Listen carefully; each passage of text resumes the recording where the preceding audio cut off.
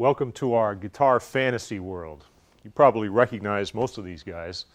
They all play completely differently, but one thing that they have in common is they all have to know how to tune up. Now the joke is that guitars are tuned at the factory, but what's no joke is that you're probably going to spend as much time tuning as you do playing. So we're going to show you a few techniques for tuning up, but the first thing we're going to do is show you the parts of the guitar so you know what we're talking about. Welcome to our magic little world here where we can practically walk inside a guitar and see what it's made of.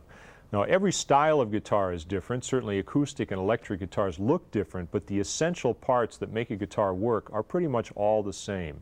So by seeing what we've got over here, you're going to get a pretty good idea of how your guitar works too. Let's start at the top.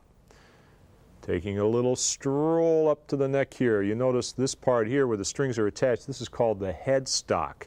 And attached to the headstock are the tuning machines. These are the things that you use to tune up. You turn the tuning pegs, and then these are the pegs themselves to which the strings are attached, and that's what we're going to use a lot when we tune up and when we change strings.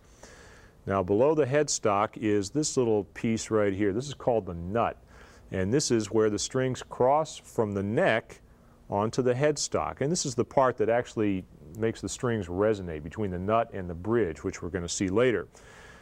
Now the nut has 6 slots in it, 1 slot for each of the 6 strings, and the strings are numbered in a particular way, which is very important.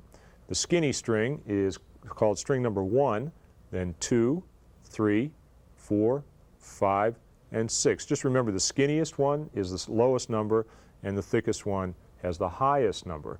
There's one thing you got to know about guitar players and guitar teachers. When they talk about low and high, it's not quite the same as you're used to. You think of high as being the ceiling and low as being the floor. Well, on guitar it's different.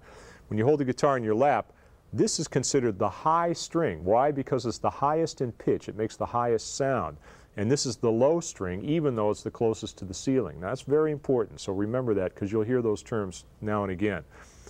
Now, once the strings cross the nut, you're going to be onto the neck, and as we move down the neck here, we see these metal pieces, and these are called frets, and the frets are numbered as well. This is the 1st fret, 2nd fret, 3rd fret, 4th fret, and so on. Now most guitars have at least 15 or 16 frets. There's the 12th fret, and that's got 2 dots. That's the octave of the open string. We'll come back to that in a second.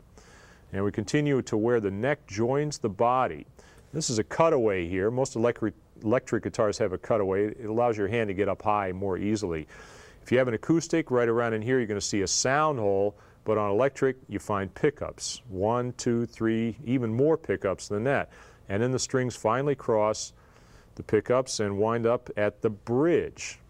Now on an acoustic guitar, the bridge is usually a straight piece of wood or metal of some sort, bone, plastic, but on this guitar and most electrics, it's made up of 6 separate pieces called saddles that are adjustable back and forth to help keep the guitar in tune and to adjust the height of the strings as well.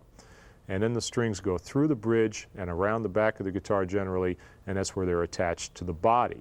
Over here you have the knobs. You can turn it up, turn it down, and you can switch the pickups. And that's pretty much how a guitar is put together.